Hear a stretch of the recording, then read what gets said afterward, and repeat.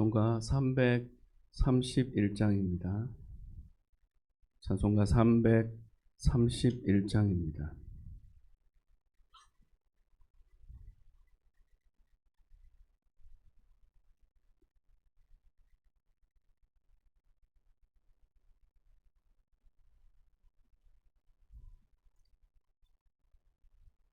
영광을 받으신 만유의 주여, 우리가 명령을 따르리다. 베푸시는 배를 감사히 알고 진실한 마음으로 섬기겠네. 구주의 은혜 주시는 대로 영원히 받들어 섬기겠네. 찬송하겠네, 찬송하겠네. 생명을 주시는 구주로다. 구주를 높이고 잘 공경하여 온유한 마음으로 섬기리다. 주 예수 안에서 즐거워하며 충성을 다하여 섬기겠네. 구주의 은혜 주시는 대로 영원히 받들어 섬기겠네. 찬송하겠네, 찬송하겠네. 생명을 주시는 구주로다. 예수를 믿고 저를 사랑하여 참 기쁜 마음으로 섬기리다. 온 마음을 드리고 늘 순종하며 구주를 영원히 섬기겠네. 구주의 은혜 주시는 대로 영원히 받들어 섬기겠네. 찬송하겠네, 찬송하겠네. 생명을 주시는 구주로다. 아멘. 하나님의 말씀은 로마서 13장입니다. 로마서 13장 1절에서 7절까지의 말씀입니다. 우리 한 절씩 교독하시고 7절 말씀을 함께 읽도록 하겠습니다. 각 사람은 위에 있는 권세들에게 복종하라. 권세는 하나님으로부터 나지 않음이 없나니 모든 권세는 다 하나님께서 정하신 바라.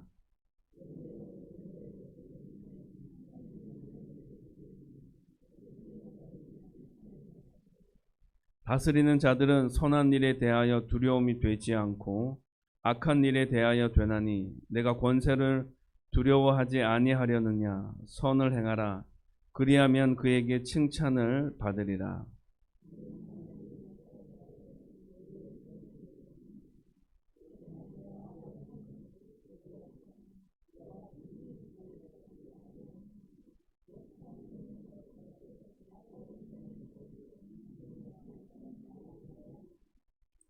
그러므로 복종하지 아니할 수 없으니 진노 때문에 할 것이 아니라 양심을 따라 할 것이니라.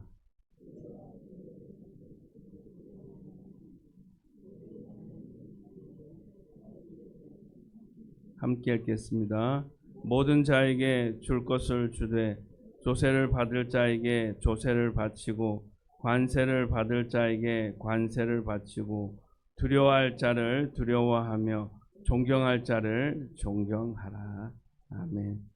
오늘 우리가 말씀 가운데서 여러분 저와들 한 가지 꼭 계속 기억해야 하는 것은 다른 단어가 아니라 바로 순종입니다. 그리고 질서입니다.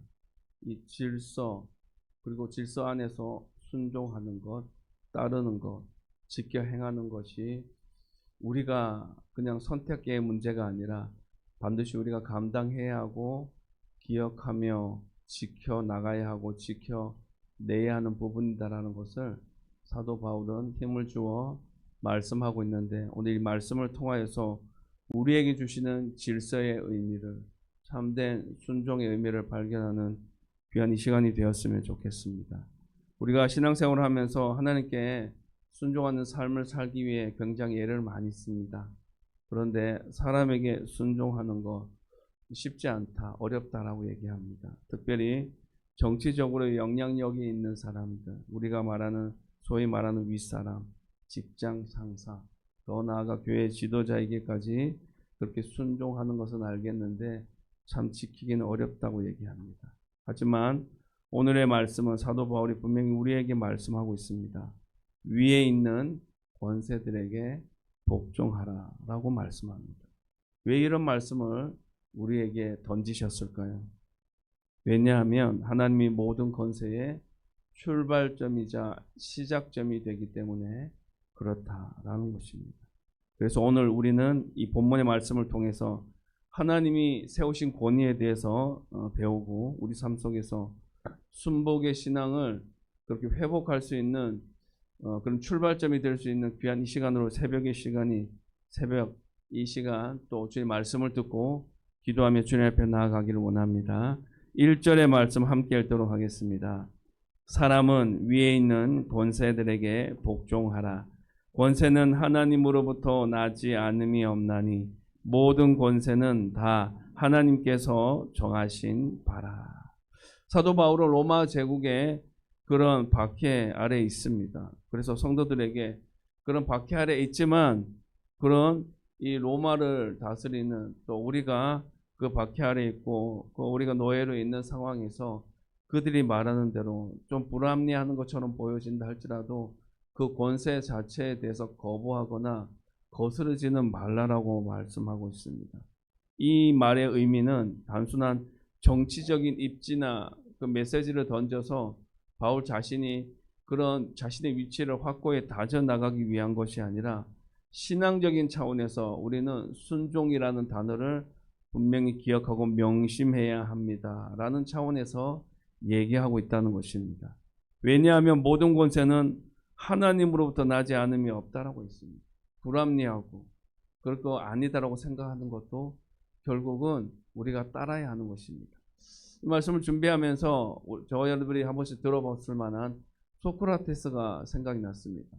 이 그리스의 철학자인 소크라테스는 유명한 말, 여러 가지 유명한 말을 남겼는데 그 가운데 이런 말을 남겼습니다. 악법도 법이다라고 했습니다.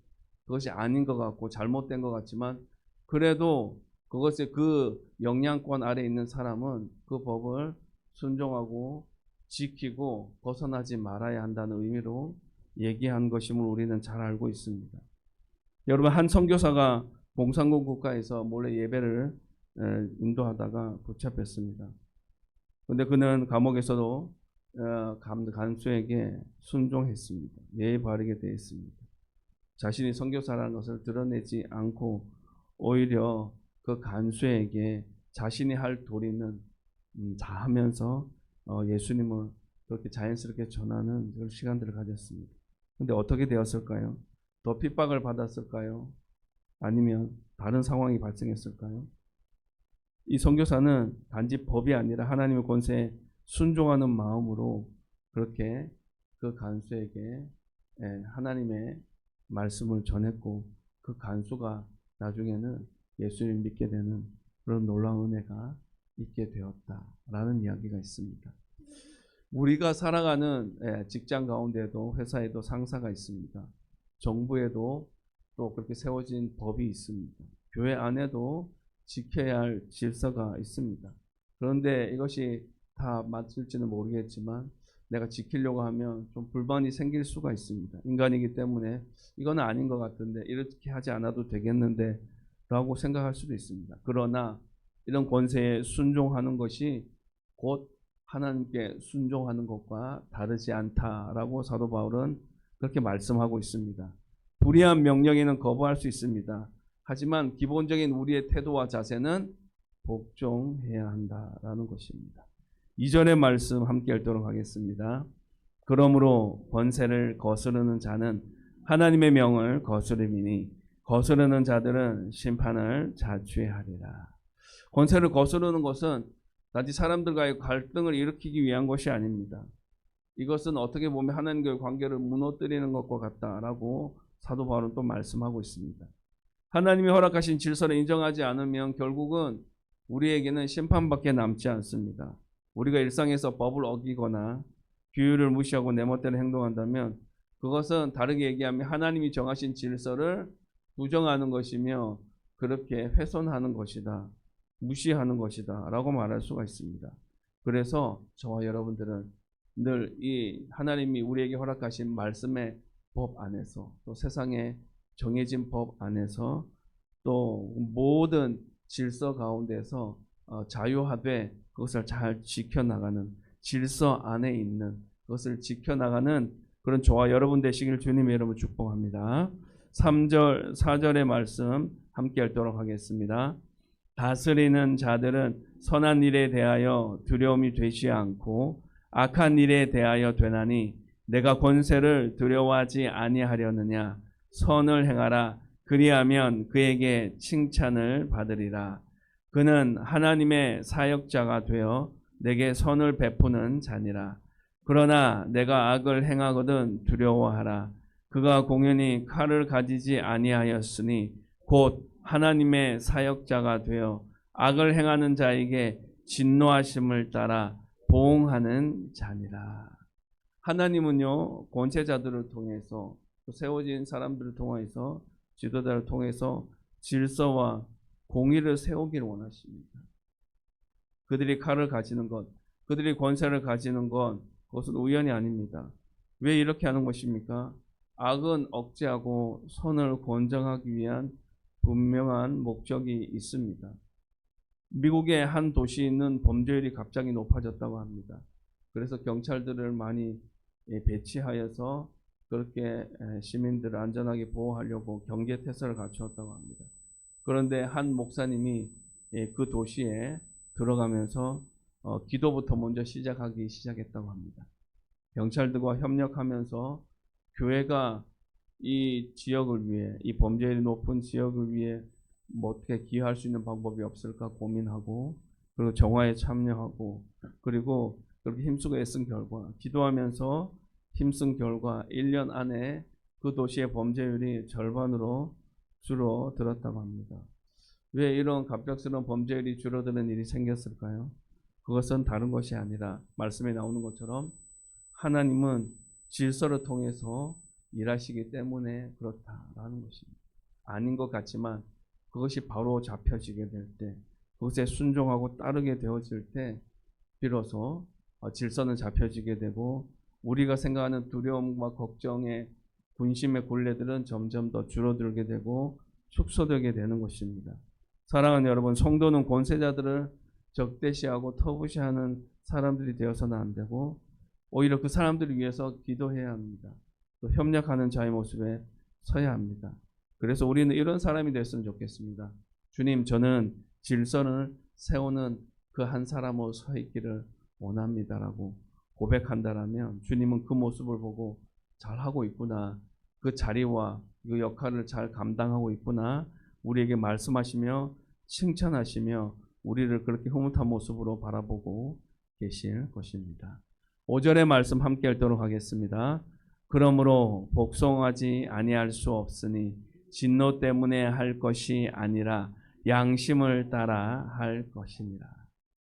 바울은 두 가지 이유로 권세에 복종해야 하는 부분들을 얘기합니다. 첫 번째는 진노를 피하기 위해서 권세에 복종해야 한다라고 말씀합니다.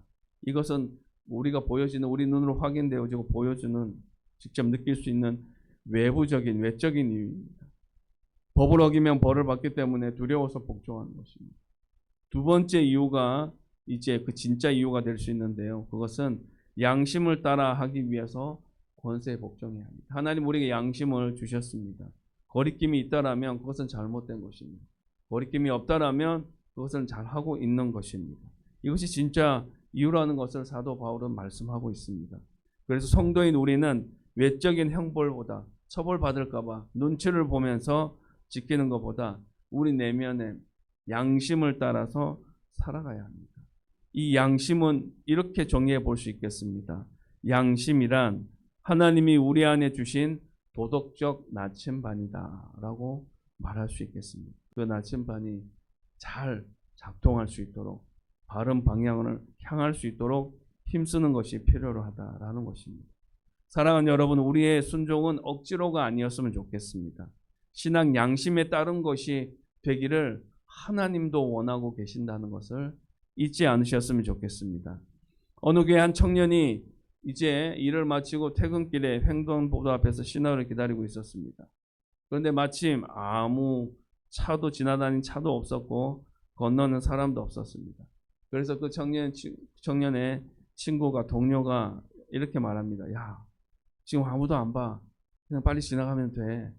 그렇게 얘기를 했습니다. 그러자 그 청년이 이렇게 말했다고 합니다. 하나님은 보고 계셔 라고 얘기를 했다고 합니다. 이 말은 단지 겁이 많아서가 아니라 그 청년 안에 무엇이 작동한 것입니까? 양심이라는 것이 작동하였기 때문에 그런 것입니다.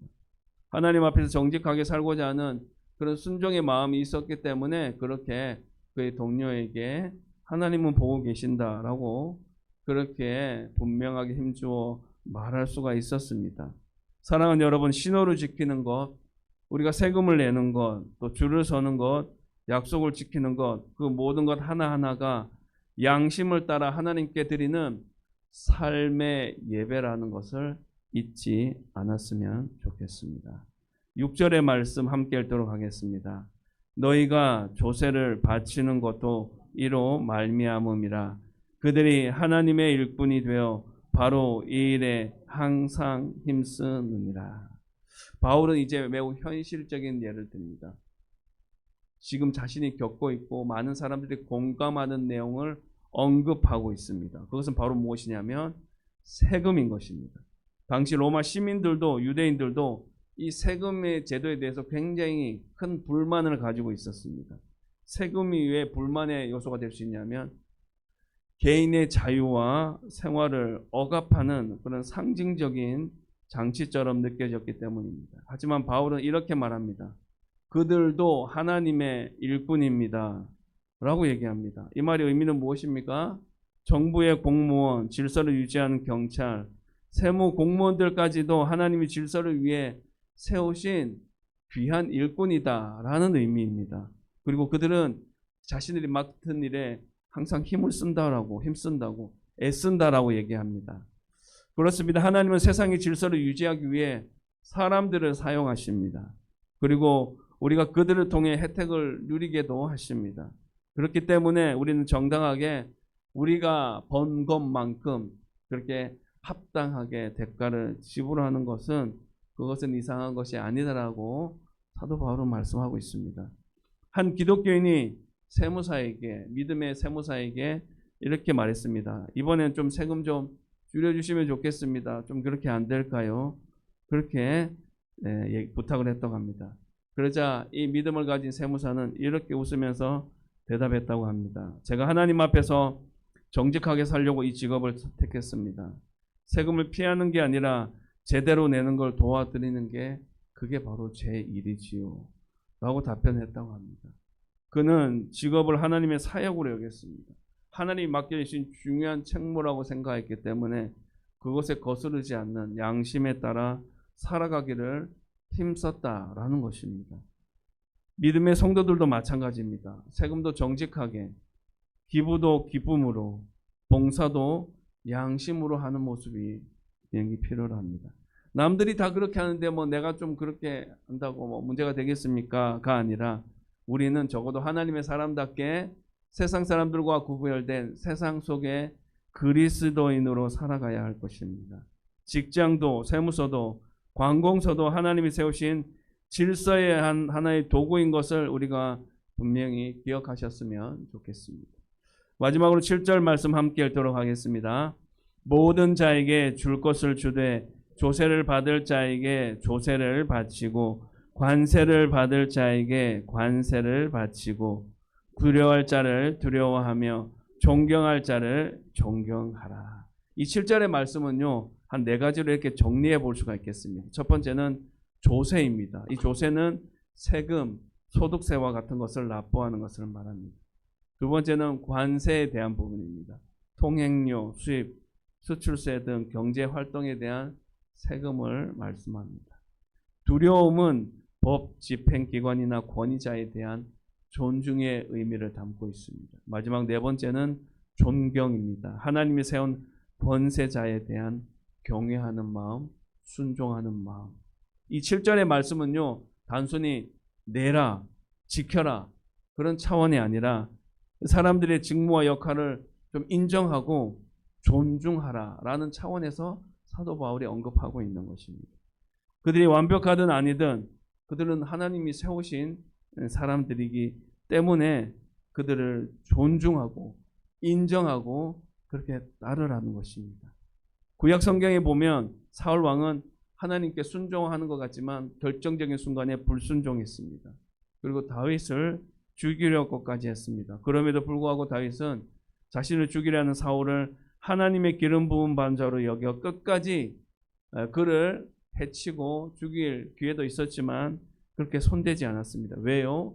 하나님이 기름 부음 받은 종 내가 내 임의대로 그렇게 행동하지 않겠다라는 그런 마음, 그런 자세가 있었기 때문입니다. 그리고 사울 왕이 죽은 후에도 다윗은 그를 위해 애가를 지었습니다. 왜요?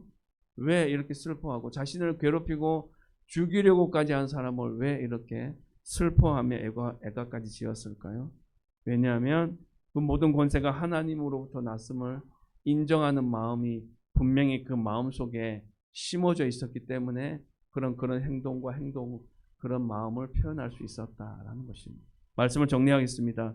사랑하는 여러분, 오늘의 말씀은 긴 것 같지만 아주 짧게 이렇게 몇 문장으로 요약할 수 있습니다. 순종은 형벌 때문이 아니라 양심 때문이라고 우리에게 얘기합니다. 세금을 바치는 것도 존경을 표하는 것도 하나님께 드리는 예배의 일부, 삶의 예배로 받아들이라고 말씀합니다. 그리고 우리는 이 땅의 질서 속에서도 하나님의 백성답게 당당하고 분명하게 살아가라고 우리에게 말씀합니다. 하나님은 우리가 이 세상의 제도 안에서 하나님의 자녀답게 거룩함을 드러내며 살아가기를 원하십니다. 주님이 우리에게 말씀하시는 이런 질서의 원리, 어떠한 순간에도 순종하고 따라야 한다는 사실을 잊지 않고 그렇게 하나님의 자녀답게 그렇게 온전히 살아갈 수 있는 저와 여러분들의 삶의 자리가 있기를 주님의 이름으로 축복합니다. 기도하겠습니다. 하나님 아버지, 오늘의 말씀을 통하여서 우리가 세상의 권세와 세워진 사람들을 아버지 위해서도 아버지 그들을 잘 따르고 존중하고 아버지 안에 지켜야 한다는 것을 우리에게 알려주시고 말씀해 주셔서 감사합니다. 세상의 법은 잘못된 거야. 그런 도덕적인 기준을 보아도 그것은 잘못된 법이기 때문에 지키지 않아도 돼. 거슬러도 돼. 나는 주님 말씀하신 그 말씀만 잘 따르면 돼. 라는 마음을 혹시 가지고 있다라면 그런 마음들을 이제 내려놓고 정리하게 하시고 하나님의 법에 순종하고 따르는 것처럼 세상의 법에도 순종하고 그 질서를 거스르지 않고 잘 지켜 행하는 세상 속 그리스도인의 삶을 분명하게 잘 살아가고 살아낼 수 있는 저희들의 삶의 자리가 있기를 간절히 바라고 원합니다. 주님 분명히 말씀합니다. 내가 창조한 이 땅 가운데서 내가 세운 그 여러 권세자들을 순종하여라, 따라라. 그것이 나의 법을 따르는 것이고 그 양심을 따라 그것을 행할 때 나는 너의 그 모습을 기뻐 받을 것이다. 말씀하는 것입니다. 아버지 하나님, 우리의 삶의 자리 가운데 이런 사도 바울의 그런 귀한 믿음의 권면과 실제적인 행동의 지침을 기억하고 세상의 법에도 순종하고 하나님의 법에도 그렇게 불순종함이 없이 늘 순종하며 주님 앞에 당당하게 설 수 있는 믿음의 한 사람이 될 수 있는 놀라운 은혜 아버지 허락하여 주시옵소서. 주님 아버지 하나님, 추석 명절이 시작되었습니다. 출타한 성도들, 또 아버지 준비하는 손길들, 또 이웃들 위해 또 사랑을 나누는 일들을 위해 수고할 귀한 분들, 그 귀한 손길들을 기억하여 주시고 전달되어질 자에게 전달되게 하여 주시고 마음을 나눌 자에게 마음을 나누게 하여 주시고, 이 추석 가운데 아버지와 나의 가정을 지키는 것도 중요하지만 우리의 이웃과 성도들을 돌아보고 그렇게 살피는 그 일들에도 더욱 힘쓰는 귀한 명절 기간으로 보낼 수 있는 은혜 아버지 허락하여 주시옵소서. 이 새벽에 주의 전에 나와왔습니다. 우리가 늘 기도 제목으로 삼고 주님과 씨름하고 있는 기도의 제목들, 성령님 역사하시고 주장하여 주셔서 응답하여 주시고 놀라운 주님의 일하심을 발견하는 시간들 되게 하여 주시옵소서. 또 아버지, 우리의 이웃들에게, 또 우리의 믿지 않는 신지들에게 또 복음을, 주님의 사랑을 또 지혜롭게 전하는 귀한 계기로 삼을 수 있는 추석 명절 되게 하여 주시옵소서. 그렇게 일하여 주실 주님의 이름만 찬양합니다. 주님 홀로 영광 받아 주시옵소서. 감사합니다. 예수님 이름으로 기도합니다. 아멘. 하늘에 계신 우리 아버지, 아버지의 이름을 거룩하게 하시며 아버지의 나라가 오게 하시며 아버지의 뜻이 하늘에서와 같이 땅에서도 이루어지게 하소서. 오늘 우리에게 일용할 양식을 주시고 우리가 우리에게 잘못한 사람을 용서하여 준 것 같이 우리 죄를 용서하여 주시고 우리를 시험에 빠지지 않게 하시고 악에서 구하소서. 나라와 권능과 영광이 영원히 아버지의 것입니다. 아멘.